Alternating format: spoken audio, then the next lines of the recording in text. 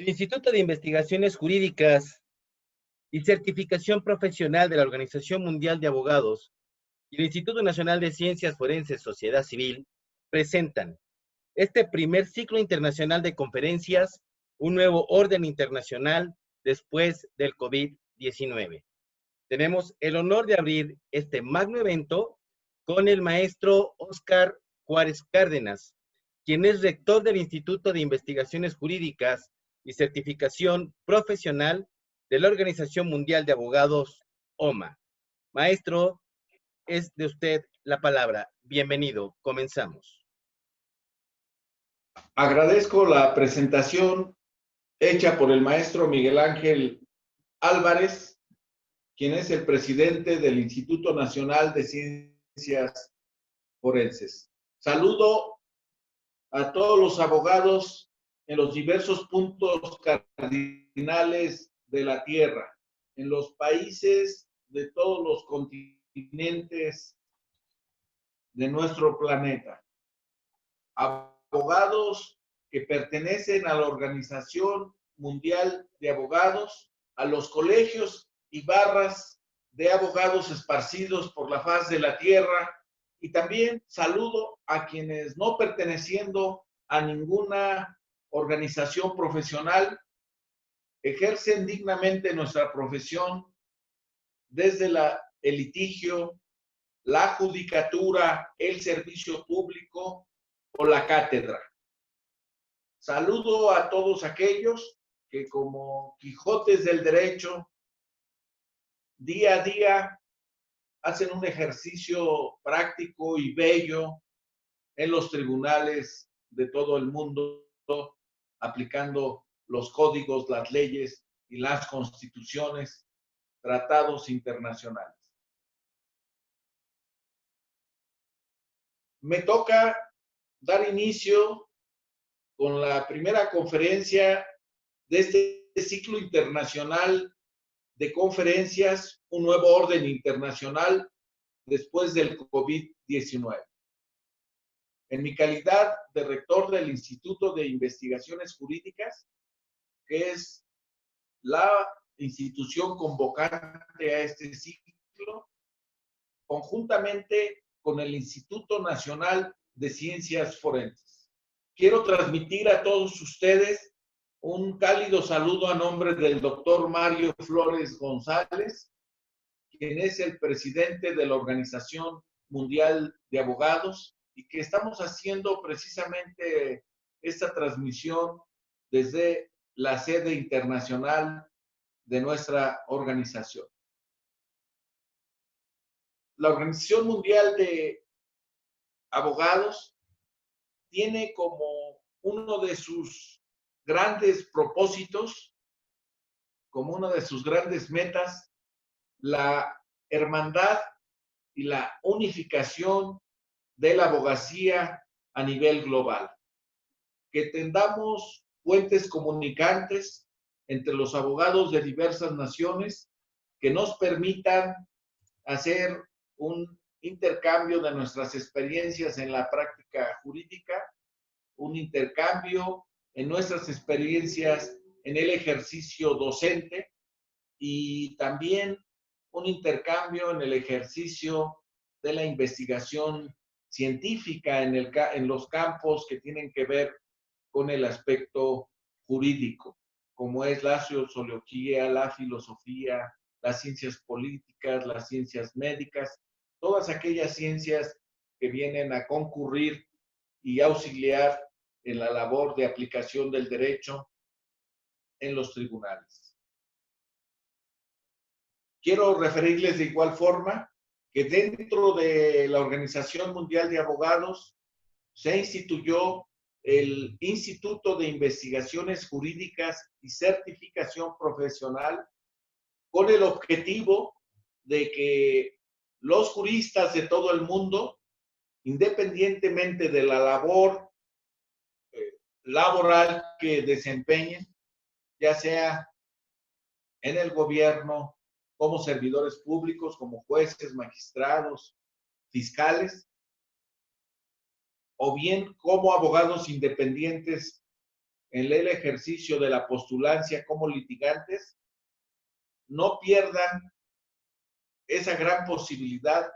de seguir investigando los nuevos derroteros del derecho.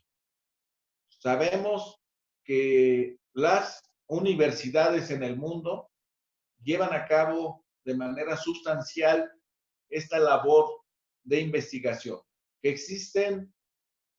estudios de posgrado a través de maestrías, de doctorados, de institutos especializados en materia jurídica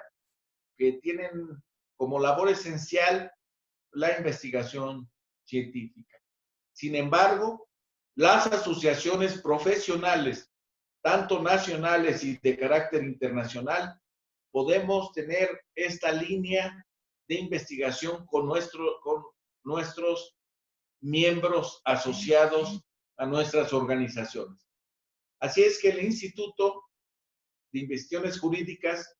tiene ese noble propósito de que no dejemos el tema de investigación. Asimismo, un segundo aspecto fundamental es la certificación en los conocimientos que tiene que ver con la actualización continua que debe de tener el abogado. Así es que, inscritos en esta labor, estas asociaciones profesionales convocantes, nos hemos dado a la tarea de diseñar este ciclo de conferencias que es una primera edición, es un primer esfuerzo que no se agota y que seguramente tendrá una segunda o una tercera edición. Pero hemos considerado a un grupo de juristas, especialistas en diversas materias, pero que también nos hemos hermanado con el Instituto Nacional de Ciencias Forenses para que especialistas en otras materias como son médicos, criminólogos, sociólogos, psicólogos, que participan en la labor pericial de la labor jurídica, puedan también dar su aportación y compartir de una manera muy eficaz y complementaria los conocimientos que vamos a estar transmitiendo a través de este ciclo de conferencias. Quiero comentarles, antes de iniciar con mi participación, la integración de este ciclo de conferencias a través de un cartel que hemos estado difundiendo por redes sociales y que se estará también transmitiendo estas conferencias a través de los sitios oficiales de Facebook y YouTube del Instituto de Investigaciones Jurídicas de la OMA y del INACIFO. Ahí podrán darle seguimiento. Y bueno, estarán como ponentes en este ciclo el maestro Miguel Ángel Álvarez, director general del Instituto Nacional de Ciencias Forenses de México, la maestra Griselda Herrera López, consultora legal y responsable de litigio estratégico internacional de España, el maestro Jorge Genio Rivero, presidente de la Escuela Internacional de Oratoria y Liderazgo del Paraguay, la maestra Fabiola Rosas Vigil, abogada y notaria pública de Honduras, el maestro Alejandro Hernández Cárdenas Rodríguez, experto en rehidratación de cadáveres de México, el doctor Jaime Genio Fernández, abogado en Derecho Civil, Comercial y Laboral de Bolivia, el maestro José Luis Jorge Chávez, vicepresidente del Consejo del Colegio de Barras y Asociaciones de Abogados de la Ciudad de México, el mayor Óscar Castillo Vázquez, presidente del Colegio de Cirujanos Dentistas Civiles, Militares y Navales de México,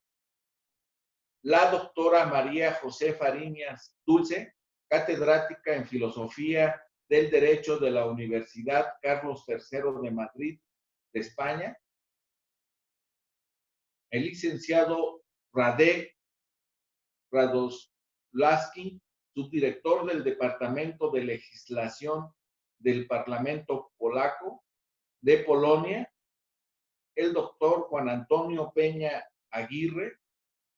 ex consejero de Participación Ciudadana del Ecuador, el maestro Enrique David Luzuriaga Muñoz, docente investigador de la Universidad Técnica Particular de Loja en Ecuador, la maestra Fátima Elizabeth Boitel Cantigua, máster en Derechos Humanos, Protección Internacional de España, el doctor Claudio Fagletti, abogado en jefe de Estudio Legal Internacional Fagletti de Italia, el maestro Gerardo Antonio Duque Gómez, presidente de la Federación de Colegios de Abogados de Colombia, el doctor Raúl Osvaldo Torre, profesor titular en Universidad de Aconcagua de Argentina, el doctor Franklin Alcides Ponce, catedrático de la Universidad de Otavalo de Ecuador, el doctor Arístides Obando Cabeza, de la Asociación Iberoamericana de Filosofía y vicepresidente de la OMA para América del Sur, el maestro Francisco Elías Bartolo Sánchez, presidente de la Sociedad de Peritos en Documentoscopía de México, la maestra Edith Flor Jacinto Reynoso, abogada especialista en Derecho Constitucional del Perú, el maestro Martín Valderrama Almeida, presidente del Colegio de Especialistas Forenses de México, el maestro Samuel Alfonso Delgado Caballero, miembro del Cuerpo Técnico de Investigación de la Fiscalía General de la Nación en Colombia, el doctor Manuel Valero Yáñez, decano del Colegio de Abogados de Madrid del país España, del doctor Rubén Darío Ábalos Gómez, catedrático e investigador de la Universidad Nacional de Itapua, Paraguay, y del maestro José de Jesús Salce Benítez, director general adjunto de Sanidad Naval, Armada de México, médico forense de México. Pues como ustedes pueden ver, es un extraordinario cartel académico que nos va a permitir de una manera conjunta reflexionar sobre lo acontecido a partir de la aparición de este virus COVID-19 en diversas partes del mundo. Y quiero iniciar mi participación diciendo que la reflexión jurídica, la reflexión del abogado en torno a esta problemática que en esencia y en particular pudiera aparecer que es esencialmente de carácter médico, pero que como hemos visto, al ser una cuestión que tiene que ver con la salud humana, ha tenido repercusiones prácticamente en todos los aspectos de la vida humana. Ha tenido que ver con la regulación internacional sobre la materia de salud. Ha tenido que ver con las relaciones internacionales entre países. Ha tenido que ver con las relaciones de los gobernantes y los ciudadanos en las diversas partes del mundo. Y ha tenido que ver también incluso entre las relaciones intrafamiliares en los hogares. Esto quiere decir que lo vivido en los países del mundo por todos los ciudadanos y los gobiernos ha venido a trastocar la vida de prácticamente todos los seres humanos y si nos queremos ir más allá, incluso de los seres vivos del planeta. Me he propuesto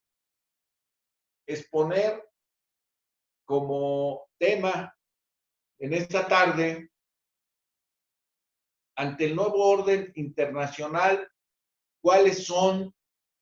las nuevas instituciones internacionales que necesitamos o que deseamos tener a partir de esta trágica experiencia que estamos nosotros viviendo. Y empezaríamos por establecer y por sentar que hablar de orden internacional y orden mundial no son la misma cosa. En un orden mundial, al hablar de orden mundial, estaríamos comprendiendo un aspecto muy genérico de todo lo que constituye y que pasa como una realidad fáctica en todas partes del mundo. Entonces, cuando utilizamos la expresión mundial, es que se está presentando en todo el mundo. Es un aspecto muy general, muy amplio. Así como el aire que está en todas partes del mundo, decimos, existe presencia en todas las partes del mundo, o de una organización social que tiene presencia en todo, o pretende tener presencia en todas partes del mundo, o una empresa que pretende tener presencia igual en todas partes del mundo. Así podemos utilizar una expresión de carácter mundial. Hablamos como orden internacional, como nuevo orden internacional, como se titula el ciclo general de conferencias, a partir de considerar que un orden internacional es el conjunto de acuerdos, de normas, de reglas que se puede generar para la buena convivencia entre naciones. Por eso deviene de inter, que es relación nacional, de naciones. La relación entre las naciones. Por eso se habla de derecho internacional y no de derecho mundial, que tiene que ver con una regulación a partir del establecimiento y del reconocimiento de estados soberanos. Es un derecho que viene a regir a los estados como entidades de carácter público, de interés público también, y que a partir de ahí se da sus estatutos, su normatividad para poder llevar una regulación y una relación adecuada. Y bueno, esto lo podemos nosotros constatar en el devenir histórico de cómo, a pesar de que si bien en toda la historia de la humanidad ha habido guerras, ha habido conflictos entre las naciones, al mismo tiempo, al mismo momento, ha habido mecanismos de regulación entre los países. Incluso en las épocas de predominio de los imperios,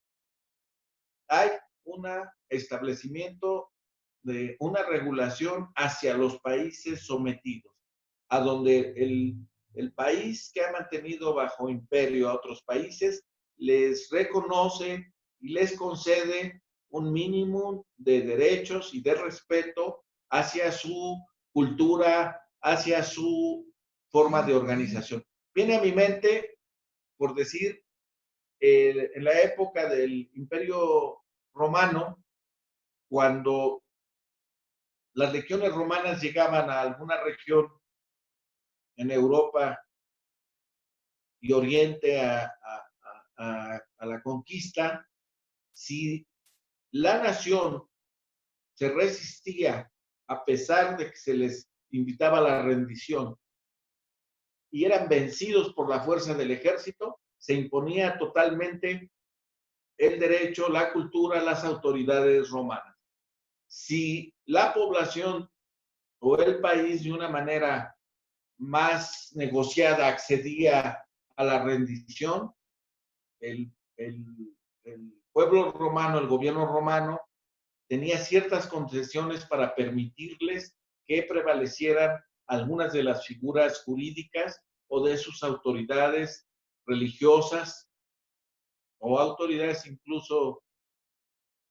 de manera común para que siguieran, vamos a decir, en el desarrollo social y cultural de una manera casi natural, obviamente, con el pago del impuesto respectivo al gobierno romano. Entonces, ya más acá, ya viniéndonos en la etapa contemporánea de la sociedad contemporánea, porque pudiéramos hacer todo un recorrido histórico que no es el caso ni el tema, para llegar exactamente a lo que nosotros queremos anunciar como la necesidad del establecimiento de un nuevo orden internacional. Y vemos que cada que la humanidad ha estado sometida a una tensión en las relaciones entre los países, que los países de mayor predominio entran en cierto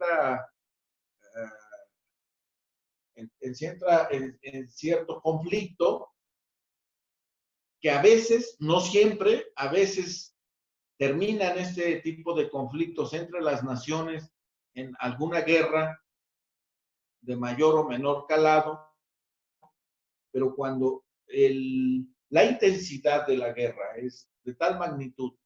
que entran muchas potencias o hay una parálisis de la actividad mundial de todos los países y que hay un estancamiento de la economía, que hay muchos muertos, que hay precisamente un debate entre quién de las naciones sobresale al problema que enfrenta la humanidad, pues en ese momento, entonces, estamos hablando que se gesta un nuevo orden internacional. Y los ejemplos a través de la historia son bastante claros. Por decir, en la Primera Guerra Mundial del siglo pasado, una vez que se da el fenómeno belicoso y a su conclusión, para la construcción de un nuevo orden internacional, se forma lo que se conoció como la Sociedad de las Naciones, que es el primer gran intento colectivo de reunirse en una asamblea plenaria la mayoría de los países, no todos, e incluso vamos a decir que uno de los países ya grandes e importantes, que era Estados Unidos, no pertenece ni se afilia de una manera inmediata a la Sociedad de las Naciones por su política tradicional, política internacional de aislacionismo, de no meterse a otros temas con otros países, sino cuando sus intereses verdaderamente fueran tocados. Y es precisamente en la falta de operación de la Sociedad de las Naciones ante la invasión de Italia a Etiopía, la guerra civil española también, la invasión de Alemania, Austria, y posteriormente a Francia, todo lo que se conoce como ese intento totalitario por devastar los valores democráticos de la humanidad a través del nazifascismo, cómo entra a una coalición internacional y el derrumbe de la sociedad de las naciones. Este primer intento de organización mundial. Y es así como se entra en los años 40 del siglo pasado, del 38 para adelante, a la Segunda Guerra Mundial por la participación de muchos países. Y bueno, en ese gran conflicto bélico en el que muchos países van sumándose a cualquiera de los dos bandos, a los países del eje, o bien a los aliados. Finalmente, una vez que son derrotados los países del eje, Berlín, Roma, Tokio, finalmente vamos a ver el nacimiento de una nueva organización, o vamos a decir un nuevo orden mundial, que evidentemente el nuevo orden internacional lo impusieron, en este caso, los países vencedores de la guerra. Entonces, el diseño del orden internacional, y para como una postura de rescate de los valores democráticos, de no al racismo, de no a la eliminación de la raza humana, de gobiernos que fueran electos democráticamente y que respetaran precisamente dentro de su país la libertad, la igualdad, la fraternidad, las libertades de los ciudadanos, y es el nacimiento de la Organización Nacional, de la Organización de las Naciones Unidas, o la ONU, que ha venido operando. Posteriormente se firma también la Declaración Universal de los Derechos del Hombre y del Ciudadano como uno de los documentos más importantes para poner de relieve ante las cuestiones materiales y todo lo que se pueda ver, la importancia del respeto de la vida y de la dignidad humana.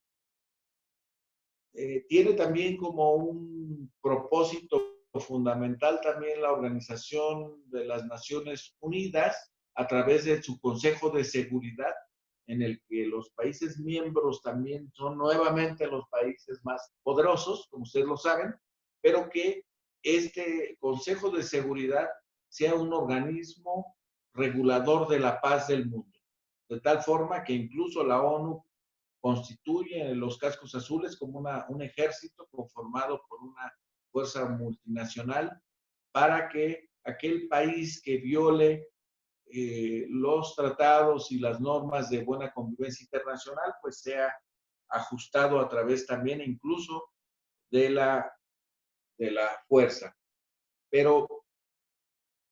¿qué ha venido aconteciendo en los últimos años? Hemos estado acudiendo a la presencia de una crisis de poca participación, de nulidad de los organismos internacionales para hacer valer los pactos, para hacer valer para hacer valer la prevalencia de la paz mundial, para hacer valer el respeto entre las diversas naciones, y más bien la Organización de las Naciones Unidas se ha convertido en un vigilante silente del acontecer mundial. Y sus organismos afiliados a la ONU de carácter regional, como en el caso de la Organización de Estados Americanos, de la misma manera son organismos que han perdido eficacia en la interlocución, en la negociación, para que los países no se agredan, para que el país débil, fuerte no se aproveche del débil. Y francamente, toman partido y no son organismos neutrales para que en esa neutralidad les pueda permitir ser intermediario entre un país y otro. Pero ¿a qué se debe precisamente esta falta de operatividad que ahora, más que nunca, ante la crisis internacional del COVID, hemos visto la nula participación de la Organización de Naciones Unidas? No vela por la seguridad colectiva, sino muchas veces este organismo vela por los intereses de algunos países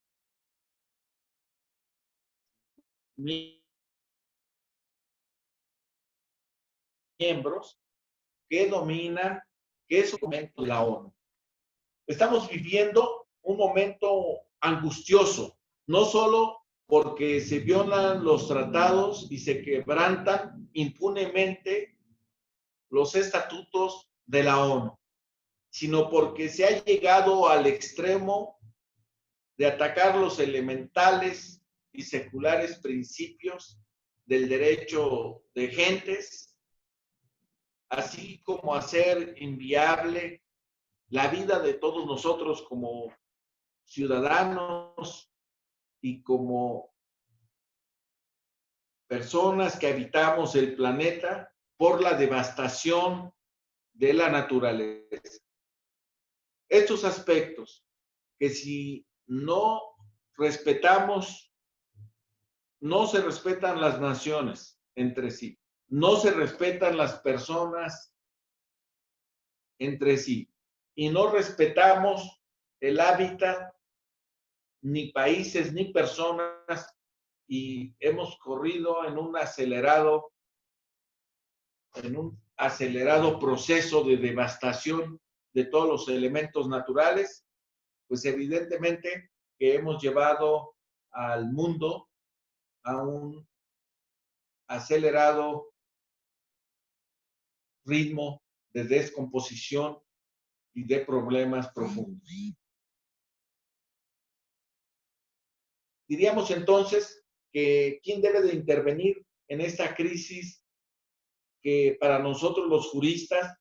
sería una crisis aparte de moral y aparte de económica? Es una crisis que también tiene que ver con el derecho. Y entonces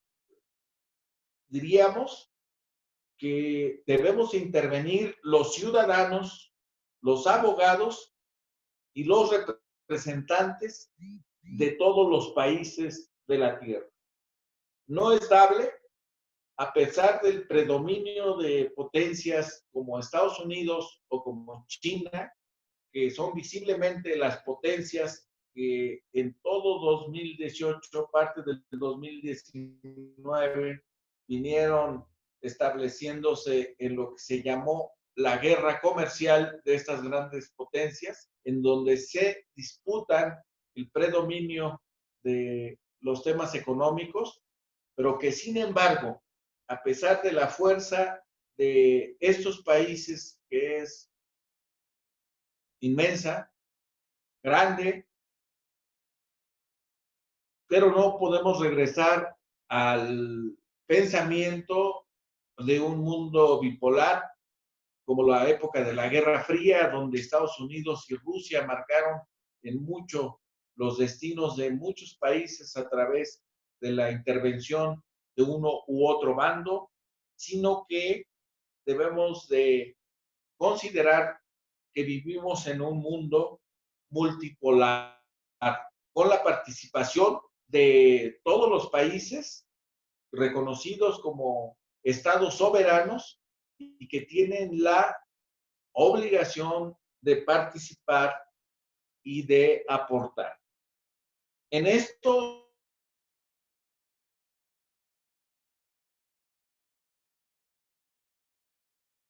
vemos que al par de la crisis, organismos como la Organización Mundial del Comercio o la Organización Mundial de la Salud se han convertido en organismos francamente incompetentes para poder solucionar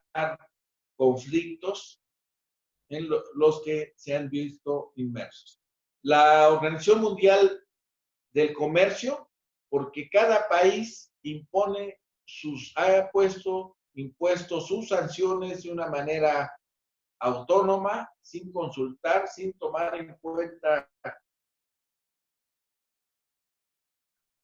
a la Organización Mundial del Comercio. Ha sido ya el regulador y a veces el organismo que pueda ayudar a dirimir fuertes controversias. Lo vimos en el conflicto en el 2019 entre China y Estados Unidos, en donde de manera unilateral se impusieron sanciones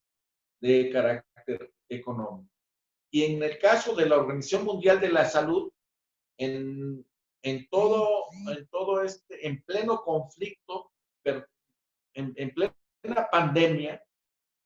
vamos a ver que la Organización Mundial de la Salud fue cuestionada por el presidente Trump con respecto a su eficacia, a no haber intervenido a tiempo y alertado a las naciones de la magnitud que se iba a enfrentar, e incluso amenazó el presidente norteamericano con retirarle el apoyo económico a este organismo internacional de la salud. Entonces vemos que el cuestionamiento no solamente surge de parte de los ciudadanos o de nosotros como académicos y analistas, sino los propios integrantes y representantes de los estados están cuestionando la eficacia y el funcionamiento de estos organismos internacionales. Entonces, quisiera proponer ante esta problemática y que ha revelado el aspecto del COVID-19, de la pandemia, que por lo menos de manera presuntiva, porque también ha sido expuesto internacionalmente de parte de China, de Estados Unidos y de otros intervinientes, sobre por lo menos la presunción de que el virus pudiera haber sido desarrollado en un laboratorio. ¿Con qué fines? ¿Con qué finalidades? ¿Con qué propósitos? No los podemos asegurar o no los podemos comprobar. Sin embargo, ha sido parte de la discusión internacional con ataques mutuos por parte de los cuerpos diplomáticos de ambas naciones. China acusando a Estados Unidos acusando a China, y sin embargo, los efectos que ha tenido de manera colateral para las naciones que estamos inmersas en esto que pudiera parecer un conflicto de forma moderna, que si bien venía siendo de carácter económico, terminó siendo una devastación que sigue todavía hoy en día de la población a través de algo que bien pudiera ser un elemento biológico o químico en la pelea de estos países. Por tal motivo, el nuevo orden internacional que se debe de gestar debe de estar basada fundamentalmente esta nueva idea, esta nueva configuración en asegurar de manera eficaz lo que nosotros conocemos como la seguridad colectiva, sobre la seguridad de una persona o sobre la seguridad de un país. Debemos de proteger lo que se conoce como seguridad colectiva. Para ello, yo sostengo que es necesario el rediseño de los organismos internacionales actuales, iniciando por la Organización de las Naciones Unidas. que en este momento ya no responde con eficacia como pasó antes de la ONU con la Sociedad de las Naciones al nuevo orden internacional que se está requiriendo. ¿Cómo sería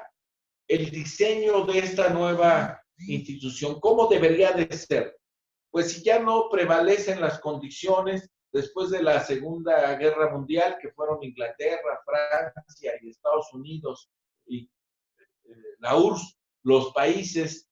que impusieron condiciones a Alemania, Italia, Japón y a los otros países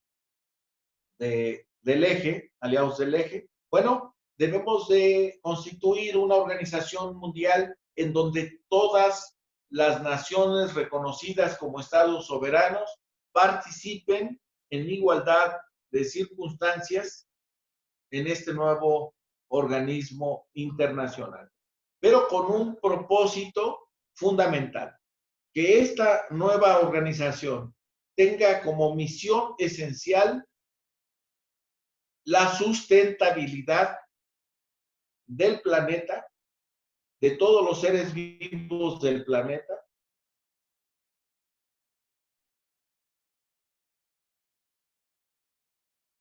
vegetales, animales y del ser, que aquí se hermana con lo que buscamos nosotros como Organización Mundial de Abogados, que nuestro lema es por el bien, la paz y la justicia en el mundo. Entonces, este nuevo organismo internacional no debe de ser sostenido por un país en particular, ni por 2, ni por 3, ni por 7 o 8, sino debe de ser sostenido económicamente para que de ahí surja una autonomía en sus decisiones y en su operación por todos los países en un pago proporcional a través de su Producto Interno Bruto o a través de su población, de su tamaño de país, que haga una aportación para el sostenimiento económico de este nuevo organismo. Y por lo tanto, si tenemos un nuevo organismo internacional, se debe elaborar un nuevo estatuto internacional a donde se establezca precisamente que la seguridad colectiva, la sustentabilidad del hombre, de la naturaleza y los seres vivos está por encima de cualquier otro aspecto, esencialmente del aspecto económico, porque hemos visto que después de la posguerra, sobre todo los siglos, los años, las décadas del siglo pasado y lo que va de este siglo, ha prevalecido el elemento material, la productividad, la ganancia, el capital, la extensión de empresa por encima de la sustentabilidad. En esto nos enseñan mucho los pueblos originarios, cómo han mantenido los ríos, los animales, los bosques, las plantas, los árboles,